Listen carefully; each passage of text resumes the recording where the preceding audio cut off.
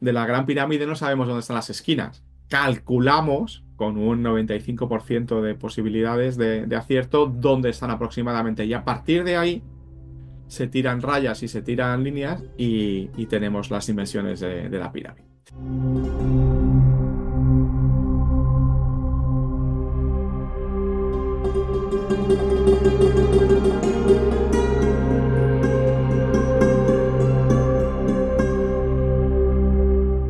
Buenos días, queridos amigos de la Fábrica de la Ciencia. Hoy vamos a hablar de este libro y lo vamos a hacer de la mano de José Miguel Parra, uno de los egiptólogos más seguidos en España y internacionalmente también podríamos decir. Muy buenos días, José Miguel. Buenos días, ¿qué tal, Jorge? Pues cuando he anunciado esta entrevista, pues todos estaban expectantes, ¿no? ¿Qué, ostras, ¿qué le vas a preguntar a José? Vamos a hablar del libro, evidentemente, de pirámides, ¿no? Pero sí que es verdad que eres una persona muy, muy conocida en el mundo de la egiptología, muy conocida, no solamente aquí en España, sino también fuera, y es de agradecer que puedas participar en este espacio divulgativo que es la Fábrica de la Un Ciencia. placer. Ha sido un placer y, bueno, aquí estamos. O sea que adelante con los faroles. Bueno, pues repito, vamos a hablar de este libro, Pirámides de Egipto, Historia, Mito y Realidad de la editorial Dilema. Un saludo a los amigos de la editorial Dilema. Me voy a ceñir, la entrevista me voy a ceñir en el índice, porque así es una forma más para que los oyentes puedan, Ujú. más o menos, puedan Sí, hacerse una idea de hacerse lo una que idea va del el libro. texto y demás. Entonces vamos a ir con la primera pregunta que aparece en el índice. ¿De dónde vienen las pirámides? Bueno, si te lo cuento, no se lo van a comprar. Hay que mantener el secreto. No, las pirámides vienen, o eso creemos saber, de las tumbas, básicamente, de las tumbas. Pues las pirámides son tumbas, vamos a dejarlo claro desde el principio. Pirámides egipcia, que luego vendrán los que dirán, Pirámides egipcias, no, las pirámides eh, mexicanas son otra cosa. Son es una otra representación de cosa. la montaña que tiene delante o en la cima tienen un templo y tal. No, las pirámides egipcias son tumbas. Y la forma viene un poco porque como en Egipto está todo mezclado, cuando haces un agujero en la tierra, metes a una persona para enterrarla y le pones encima la tierra, lo que te queda siempre es un montoncito de arena que no puedes compactar como estaba. Ujú, Eso tenemos que sumar a que en el Antiguo Egipto, cuando todavía había crecida, lo primero que sale cuando van descendiendo las aguas es esas pequeñas colinas, que es donde por primera vez aparece otra vez la vida, ¿no? Donde empieza a germinar, donde se posan los pájaros, etcétera, etcétera. Entonces, cuando unes que la arena del desierto lo que hace es secar los cuerpos porque se chupa todos los líquidos de la descomposición y los convierte en una mojama, por así decirlo, pero básicamente pierden el 50% de su peso. ujú. Entonces, y luego te encuentras con que se roban las tumbas, todo se une, porque encuentras con una tumba robada y te encuentras el cuerpo completamente intacto o más o menos reconocible. Y lo tienes debajo de una colina. Y luego tienes que, cuando se va la crecida que trae la vida a Egipto, te encuentras con una colina, juntas las dos cosas y lo que nos encontramos es con que las colinas son centros bueno, que permiten vivir más allá, ¿no? Entonces, eso acaba convertido primero en una mastaba, que no es más que una antropización de esa colina, una forma de hacerlo más sencillo de construir. Por ejemplo, es más sencillo construir líneas rectas que en un círculo, que en una cúpula. Entonces, luego se acaba transformado en una pirámide. ¿Por qué? Ujú. Porque primero se convierte en una pirámide escalonada y luego se decide que se va a convertir en pirámide de caras lisas, ¿no? Entonces es un poco la evolución de dónde llegan, ¿no? De dónde vienen. Sí, en la génesis de la mitología egipcia ya aparece esa colina, ¿no? La colina Ben. Y también Exactamente. está relacionada también con la pirámide. Bueno, pues ya vamos a continuar con el libro. Ya sé que los oyentes estarán pensando, Jorge, si sigues hablando de los capítulos del libro, lo que dice Parra, ¿no? Que ¿para qué comprarlo si ya? Pero no, no, no, hay que comprarlo porque tiene ilustraciones y texto Sí, y, ese y es el detalle, no las vamos a poner, pero hay más de 200 ilustraciones, casi por todas eso, en color y planos, y está la bibliografía también, que es importante, en fin, exacto. esas cosas. Por eso que es muy importante adquirir el libro, comprar el libro, porque es maravilloso. Me he leído casi la mitad ya y la verdad es que es apasionante. Porque todo el mundo que rodea las pirámides, y bueno, en Egipto en general, pero sobre todo las pirámides, es enigmático, misterioso, llámalo como quieras, pero atrae. Eh, Has hablado de la pirámide escalonada y en la tercera dinastía, finales de sí, finales de la tercera dinastía, hubo un rey, Yeser, que le pidió a su arquitecto, Imhotep, archiconocido Imhotep, que, que no quería una mastaba, ¿no? Que quería algo más. Imhotep se le Bueno, ocurrió. no sabemos exactamente cómo Bueno, es un poquito sí. para teatralizar un poco Sí, la, no, no. la historia. Yoser es el primer faraón de la tercera dinastía. Ahora lo tenemos muy claro porque se encontraron sellos con su nombre en la tumba de Hasehemui, que es el último faraón de la segunda dinastía. Entonces sabemos que él enterró al último faraón de la segunda dinastía, con lo cual él es el sucesor. Seguramente además era su padre. Y sí, en un momento dado él lo que pretendía era enterrarse en una tumba como la que habían tenido sus progenitores. Básicamente una mastaba cuadrada. El núcleo básico sobre el que se construye la pirámide escalonada es una mastaba cuadrada. Es decir, una tumba como la que tenían los faraones en Abidos. ¿Qué es lo que pasa? Que en un momento dado une dos elementos que hay en las tumbas de Abidos, que es por un lado la tumba y por otro lado el recinto funerario, lo que se conocía antes como palacio funerario, que está situado como un kilómetro y pico de donde están las tumbas. Entonces, al juntar todo eso, se encuentra con que su tumba no se ve Ujú, porque no es más alta que las paredes que rodean ese recinto.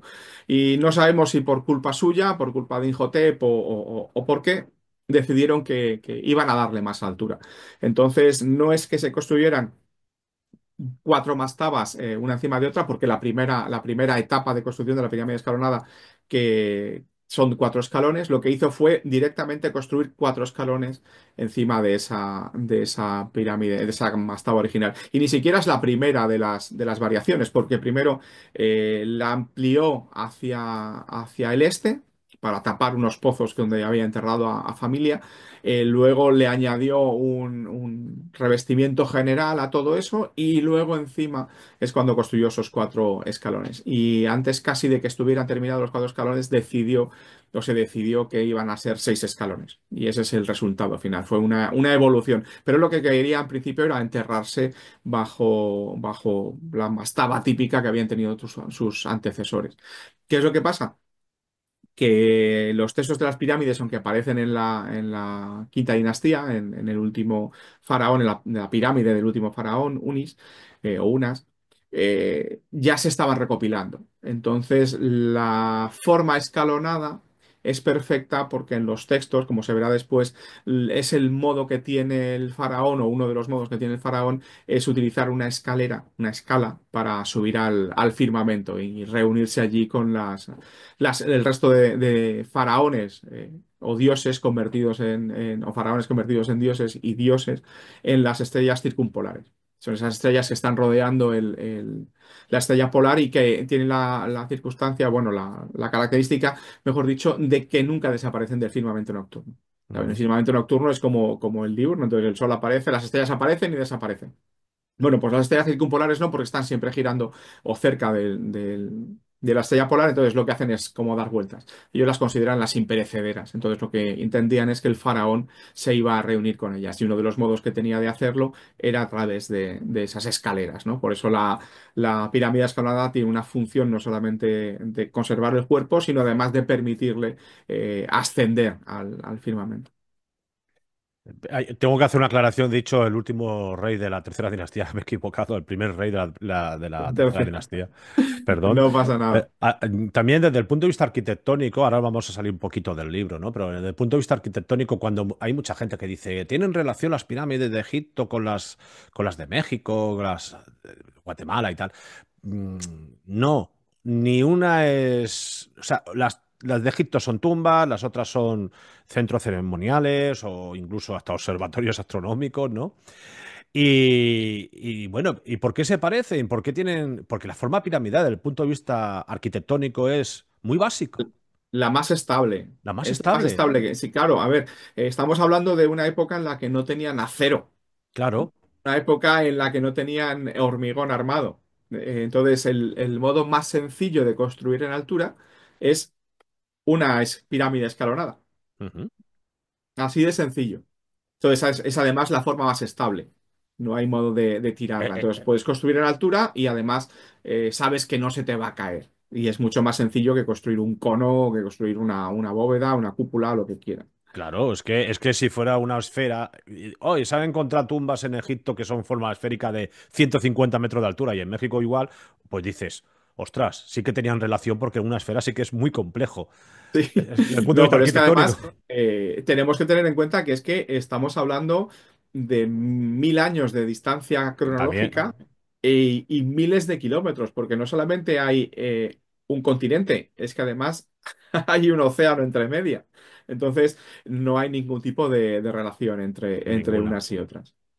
Pues, Simplemente es el modo práctico de construir en altura cuando no tienes otros medios más que piedra y arena. exacto, exacto. Bueno, pues la pirámide escalonada, pues fijaros que vamos a ir un poquito rápido a lo largo de la historia, ¿no? La pirámide escalonada va evolucionando, el concepto de pirámide escalonada va evolucionando hasta la pirámide perfecta, vamos a llamarle perfecta por decirle de alguna manera, que es la pirámide Sí, de caras lisas. de Jufu, ¿no? Pero previamente sí que hubo otra,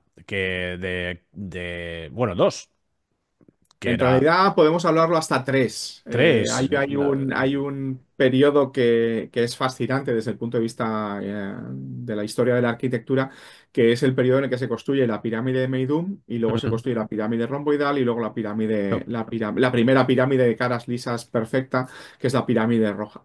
Por eso vamos a hablar de esta evolución, de cómo evoluciona esta estructura desde una forma escalonada a la roja, que será la antesala de la Gran Pirámide. Sí, lo que tenemos que tener en cuenta primero es que el modo de construirse las pirámides escalonadas, es decir, que son con las piedras inclinadas hacia el centro de la pirámide. Entonces, resulta que tenemos la pirámide de Meidum, que es una pirámide escalonada, que está construida así y que luego fue revestida, fueron rellenados sus escalones hasta convertirla en una pirámide de caras lisas. Luego tenemos la pirámide romboidal que presenta dos inclinaciones. Y luego finalmente tenemos bueno, dos inclinaciones y dos modos de construir. Porque la parte baja está construida a la antigua, es decir, con las piedras inclinadas hacia el interior, y la segunda inclinación con capas lisas horizontales, mejor dicho. Mm. Y luego tenemos la pirámide roja, que todo está construido a base de hiladas horizontales perfectamente. De modo que ahí es donde tenemos un poco el modo, los pasos para pasar de una pirámide de caras, o bueno, escalonada a una pirámide de caras lisas. ¿Qué es lo que pasa? En principio se suele atribuir que a la pirámide de Midum a Uni. Lo que pasa es que nada de lo que hay por fuera nos habla de este faraón. Todo menciona a Snefru. Entonces, no sabemos exactamente si la construyó él y luego construyó los escalones, rellenó los escalones, fue todo él, o simplemente la primera pirámide fue construida por Uni y luego las demás cambios fueron de Snefru. ¿Qué es lo que pasa? Que sabemos que la primera capa o la primera estructura escalonada de Meidum la construyó un faraón. Vamos a decir que fue Uni, aunque posiblemente fuera Snefru. Y luego llegó Snefru, empezó a construirse su pirámide romboidal y en un momento dado, pues parece que no, parece no, aparecieron problemas estructurales que le hicieron terminar de construirla y buscar una que fuera más estable. Entonces, en principio, ese sería en el momento en el que decidió rellenar los escalones de la pirámide de Meidum y tener por lo menos una pirámide. Como se encontró el muchacho con ánimos y fuerzas, porque al final parece que reinó más de 40 años, pues decidió construirse una nueva pirámide, la definitiva, que sería la roja, utilizando lo que había aprendido de las demás. Entonces tenemos una pirámide que tiene 220 metros de lado y 108 metros de altura. Es decir, 10 metros menos de lado de base que la Gran Pirámide y un tercio menos de altura. Por eso parece muy achatada, aunque no deja de ser un edificio monstruoso de un centenar de metros de altura. Esa sería un poco la evolución que nos lleva a pasar desde las pirámides escalonadas a las pirámides de caras lisas. Personalmente considero porque se suele suponer o se suele decir que la pirámide romboidal lo que tiene es un cambio de pendiente porque esas fracturas que aparecieron en la base de la pirámide romboidal le hicieron rodearla de una especie como de faja de piedra para darle más consistencia. Entonces, que como parecía que se les iba a caer, decidieron cambiarla la altura, porque así tenían menos materiales encima y así el peso era menor. Lo que pasa es que esa pirámide tiene una particularidad, que tiene dos entradas y dos grupos de cámaras, una en la cara norte y otra en la cara oeste. De modo que para mí simplemente el cambio de inclinación es simplemente una representación de que en el interior hay dos habitaciones, ¿no? Entonces es un poco el proceso que nos lleva desde una pirámide de caras escalonada o escalonada a una pirámide de caras lisas. Además se produce también un cambio ideológico, porque digamos que desde la importancia que tenía la religión estelar en la periodo de pirámides escalonadas, se pasa a darle más relevancia a la pirámide, al aspecto solar, a Ra, si quieres, ¿no? Por eso la pirámide deja de ser un poco una escalera y pasa a convertirse en un rayo de sol petrificado, que es lo que nos hablan los textos, que es otro de los sistemas que se utiliza para llegar al más allá. El otro es en las alas de Horus o en las alas de un pato, incluso subido en el humo que producen las ofrendas cuando se queman, en fin, muchas posibilidades. Siempre que hemos hablado de Snofru aquí en la Fábrica de la Ciencia, pues comentamos lo mismo, ¿no? Que el mayor constructor, el que más piedras ordenó mover, porque siempre decimos el que más piedra movió, ¿no? Él no movió ninguna. Ordenó mover de la historia, no sé si de la, bueno, no, sí, de Sí, la sí, antigüedad, seguramente. seguramente de la antigüedad, porque tres pirámides, ala, ¿para qué vamos a hacer una? Hombre, podemos considerar al emperador chino que mandó construir a lo mejor un trozo la gran muralla. Bueno, podemos decir que movió más piedras porque eran más pequeñas. Pero sí, Snefru tiene, lo que la arqueología nos dice es que Snefru es el constructor de la pirámide de Meidum, la pirámide romboidal, la pirámide roja y la pirámide de Seila, que está un poco allí al oeste, también en la zona del lago Fayum, y que es una pirámide pequeñita, de 20 metros de lado por unos 20 de altura. Ujú. O sea que sí, construyó unas cuantas. Eh, Vamos a seguir en la historia hablando de pirámides, ¿no? Y llegamos a la culminación, posiblemente, de lo que son estas estructuras, con la gran pirámide del rey Jufu o Keops, mundialmente conocido como Keops. ¿Qué podemos decir de este personaje y de esta pirámide? Del personaje nada, o casi nada. No, no, es tan tan sencillo Encima como eso. construye la pirámide más grande de todas y solamente tenemos una estatuilla de este tamaño. Exactamente, y poco Eh, más. Tenemos algunas referencias, aparece mencionado en listas, por supuesto, en anales, pero no hay mucho que sepamos de él ni de su gobierno. Sabemos que cuando se murió hubo cambios dinásticos entre dos de las líneas de sus sucesores, entre Yedefre y Jaefre, que son sus hijos y sucesores. En realidad, todo el mundo piensa que después de Keops, de Jufu, el que reinó fue Kefren, pero no, el que reinó fue Yedefe, que ujú, es su hijo y sucesor, que además construyó su pirámide a 8 kilómetros al norte, en Abu Rowas. Entonces, eso es lo que sabemos. Y respecto a la pirámide, que es una montaña artificial de 230 metros de lado, 146,6 o con 3 o con 5. Los piramidiotas estarán encantados de saber exactamente cuál es la altura, pero en fin, 146 metros, y que es el monumento más grande de la antigüedad y hasta la Edad Media fue el edificio más grande jamás construido, ¿no? ujú. Y eso es lo que podemos decir.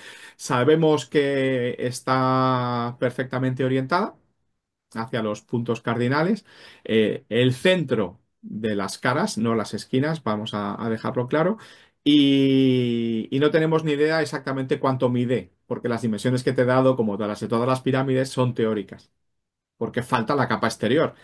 De la Gran Pirámide no sabemos dónde están las esquinas. Calculamos con un 95% de posibilidades de acierto dónde están aproximadamente. Y a partir de ahí se tiran rayas y se tiran líneas y tenemos las dimensiones de la pirámide. Eso es lo que es. Sabemos además que es muy particular porque es la única pirámide que tiene la cámara funeraria embebida dentro de la masa de la pirámide. El resto de las pirámides tienen todas completamente, tienen la cámara funeraria en la base o a lo mejor un poquito por debajo, pero no pasa más. La Gran Pirámide tiene esa particularidad, ¿no? Es lo más llamativo. Las tres cámaras que presenta tampoco son raras. De hecho, Stallman tiene un artículo hablando precisamente sobre eso, sobre las tres cámaras de las pirámides, y es lo que tienen todas, ¿no? Entonces, curiosidades, que no es la pirámide que tiene los sillares más grandes. Son 2,5 toneladas lo que suelen tener de media los sillares externos, que son los que podemos un poco ver y medir, pero la pirámide de Kefren, que está al lado, que es 3 metros más bajita que la de su padre, pero como está construida en un altozano que tiene justo 3 metros, parecen todos de la misma altura, tiene 215 metros de lado la pirámide de Kefren y 143 de altura. ¿Qué es lo que pasa? Que la gente considera que las pirámides están construidas como con bloques de Lego, siempre bloques de las mismas dimensiones y del mismo tamaño. No, en absoluto. Las pirámides dejaban, por lo menos estas, incluida la de Yedefre también, se construían alrededor de un saliente de roca de la meseta que no se había alisado. Ujú. Con lo cual, el número de bloques de piedra que se utilizaron para construir cada una de ellas es mucho menor de lo que se piensa. Lo sabemos ¿por qué? Porque hay partes de la pirámide donde se ve muy claramente que son partes de la llanura talladas para hacer escalones, una de las hiladas. Eso se ve muy claro, muy claro, muy claro en la pirámide de Kefren, en la cara oeste, donde ves que las 5 primeras hiladas son roca tallada de la meseta y no sillares. De modo que no son 2.300.000 bloques, sino bastantes menos. Para hacernos una idea del volumen que ese saliente de roca evita construir, la pirámide de Yedefre fue desmantelada por completo. Es una pirámide que tiene unas dimensiones muy parecidas a la pirámide de Micerinos, es decir, Ujú. 60 metros de altura. ¿Qué es lo que pasa? Que lo que queda es el saliente de roca. Bueno, pues el saliente de roca equivale aproximadamente al 44% del volumen de la construcción. Claro, si a eso le sumamos la particularidad geométrica de que en una pirámide, en el tercio inferior, se acumula el 80% del volumen, si resulta que tienes un 44% del volumen total respecto al... Entonces, si haces los números, te sale que tienes que levantar muchísimo menos piedras de las que supone. Y eso es un poco la historia de esas tres primeras pirámides de la cuarta dinastía. Bueno, después de las de Snefru, por supuesto. Cuando visitas la llanura de Giza hay algo, una cosa que llama la atención a todo el mundo desde siempre, vamos, no de ahora, sino desde siempre, que es la magnitud desde la primera hasta la última, dentro de la llanura de Giza. Ujú. ¿Qué pasó en el reinado de Micerinos? Que supongo que fue él, el mismo, quien decidió, yo no voy a construir pirámides tan grandes porque si no nos quedamos sin recursos. ¿Qué pasó en ese reinado? ¿Se sabe? No, la ausencia de recursos no es la explicación, porque los recursos eran los mismos. La cantera seguía estando donde estaba, es decir, más o menos delante de la pirámide de Kefren, y los recursos eran más o menos los mismos. No todos los faraones vivían el mismo tiempo, evidentemente. El caso de Snefru es excepcional. Sabemos, porque se han encontrado datos últimamente en los últimos años, que Ops reinó unos 26 o 27, de modo que sí que había, en principio, no se olvidó cómo construir pirámides, simplemente fue una decisión de algún tipo que se nos escapa, porque desgraciadamente, aunque estamos hablando de estos personajes como si los conociéramos bien, lo cierto es que tenemos muy pocos datos. y analizamos y los analizamos una y otra vez. Pero claro, estamos hablando de gente que vivió hace 4.500 años. Entonces, solamente con que sepamos algo ya es casi milagroso. Y entonces se nos escapa por completo porque Micerinos construyó o decidió construirse una pirámide mucho más pequeña. Pero claro, cuando hablamos de mucho más pequeña es comparada con la de su padre y la de Ujú, su abuelo. Estamos hablando de un edificio de, ya no me acuerdo, son ciento y pico metros de lado y 60 de altura. Es decir, son 20 metros de 20 pisos, un rascacielos de 20 pisos. ujú. Entonces, no es un edificio pequeño. Lo que pasa es que comparado con el de los anteriores, sí que lo es. En algún momento dado se decidió que había que gastar menos en la pirámide y más en otras cosas, y el primero en hacerlo fue, bueno, ni siquiera fue Micerinos, fue Yedefre, porque su pirámide tiene dimensiones similares a la de Micerinos.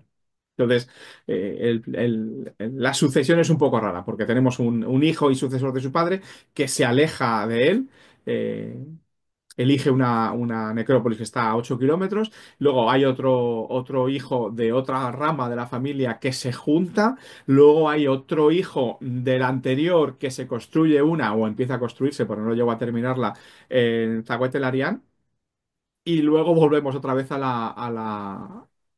la necrópolis de Giza. Y luego tenemos otro que se va directamente a Saqqara, el último faraón de la Shepseskaf, el último faraón de la cuarta dinastía. De modo que ahí pasa algo que no tenemos muy claro qué es. En principio no hay problemas políticos. Digamos que nuestro amigo Reisner, cuando hizo la reconstrucción, Reisner era un gran aficionado a las novelas de misterio. Es un dato conocido y cierto. Os recomiendo a todos a los que les guste ese tema que se lean las memorias de Reisner y lo encontrarán publicadas, bueno, escritas por Der Manuelian y publicadas hace un par de años. ¿Y qué es lo que pasa? Aquí hice una reconstrucción muy, muy llamativa, ¿no? En la que hay muchos cambios, intentos de asesinato, muertes y tal. Pero lo que único que sabemos es que se cambiaron de...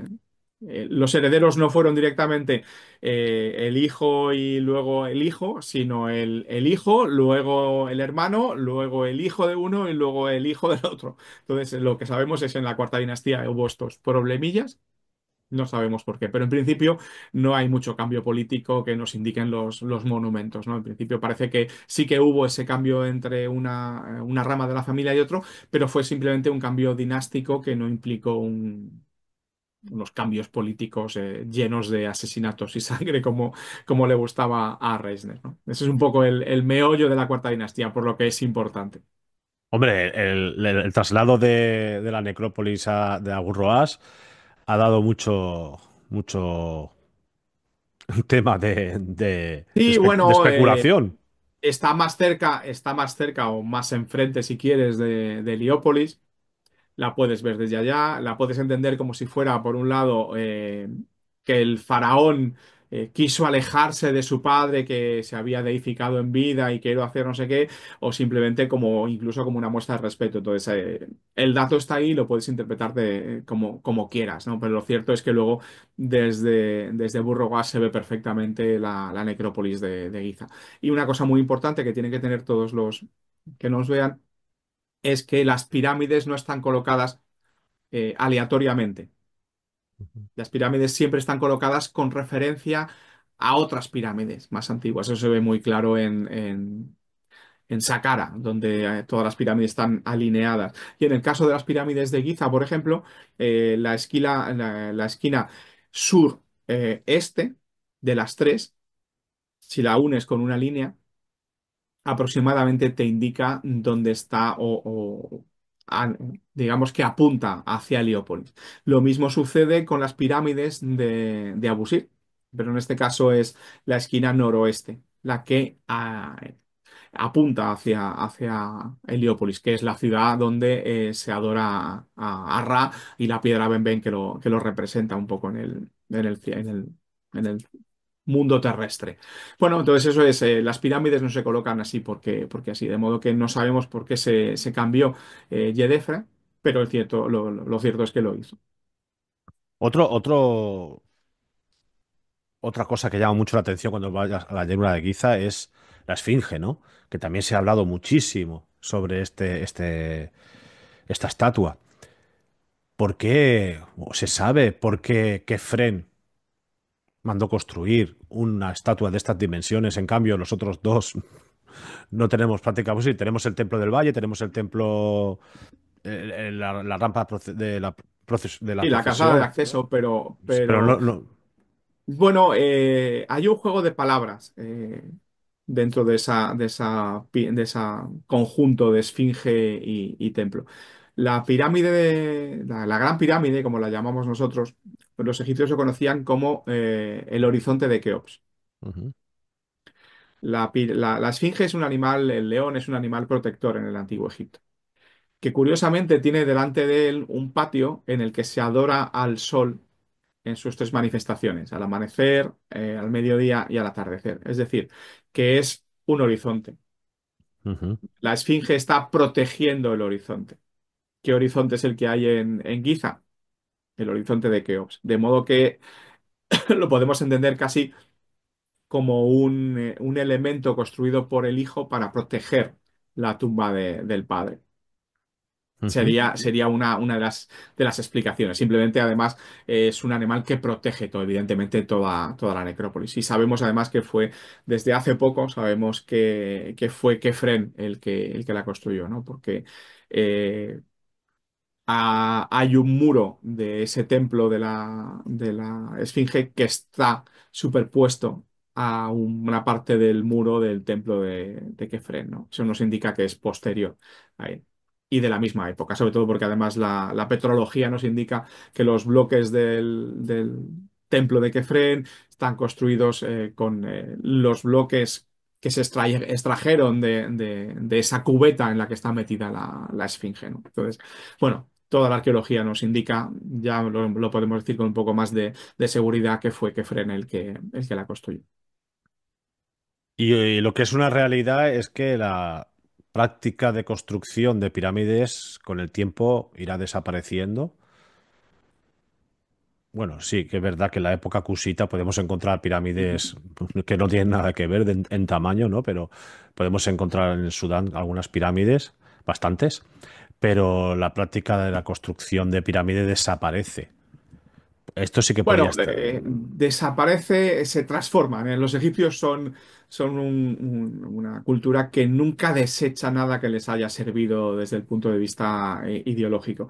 De modo que, aunque parece que desaparecen, y no se construyen grandes pirámides. Se construyen pirámides durante la 12 dinastía, durante la 13 dinastía, y luego llegamos al Reino Nuevo y resulta que los faraones pasan a construirse o a excavarse sus tumbas en el Valle de los Reyes.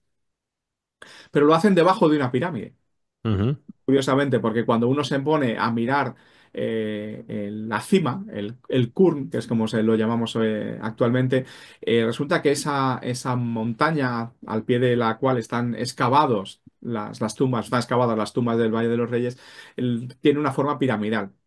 De modo que, aunque ya no se construye una, los faraones egipcios siguieron siendo enterrados bajo la influencia de una pirámide. Además, las pirámides, aunque los faraones ya no las construyen, sí las construyen el resto de la gente, los nobles, incluso los trabajadores de El Medina que excavaron el Valle de los Reyes. Entonces, no se pierde esa costumbre. Los faraones de la 17 dinastía también se enterraron en pirámides.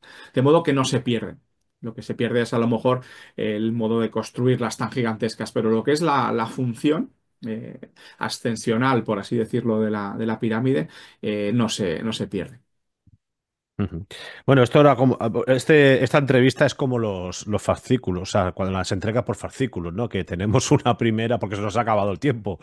Tenemos esta primera parte. Y en breve volveremos a tener la segunda porque vamos a hablar de temas muy interesantes relacionados con las pirámides, como por ejemplo el mundo de los exploradores, ¿no? Las historias de los exploradores, Sí, eh, la arqueología que se ha realizado. Hace unos meses tuvimos a Max Lerner aquí en la Fábrica de la Ciencia y bueno, pues, es una él institución, sí que sabe de pirámide. es una institución, ¿no? Y hablaremos de los misterios de las pirámides, porque no deja de ser construcciones misteriosas. Porque la fábrica de la ciencia se centra siempre en el rigor científico, ¿no? Pero desde el punto de vista, pues, de la social o como lo quieras llamar, pues tiene su misterio, ¿no? Pero lo tenemos que dejar aquí. Son las cosas del tiempo, que no lo podemos controlar. Pero volveremos. Más que Volveremos mejor. y en breve, no los oyentes, seguidores de la Fábrica de la Ciencia, no penséis que vamos a estar 5 meses sin hablar de este tema, porque muy dentro de unos días volveremos otra vez. Pero ahora lo tenemos que dejar aquí. Muchísimas gracias, Parra. Te llamo Parra porque es como mundialmente reconocido. Bueno, en el mundo de la egiptología hispana hay muchos Josés, de Por eso modo que Parra que así es un te, modo, que es un modo de eh, reconocerme. es lo mismo que Belmonte, es lo mismo que Cervelló, es lo mismo que. O sea, es así. Sí, no te preocupes. Muchísimas gracias y nos vemos en la siguiente edición de la Fábrica de la Ciencia. Será un placer.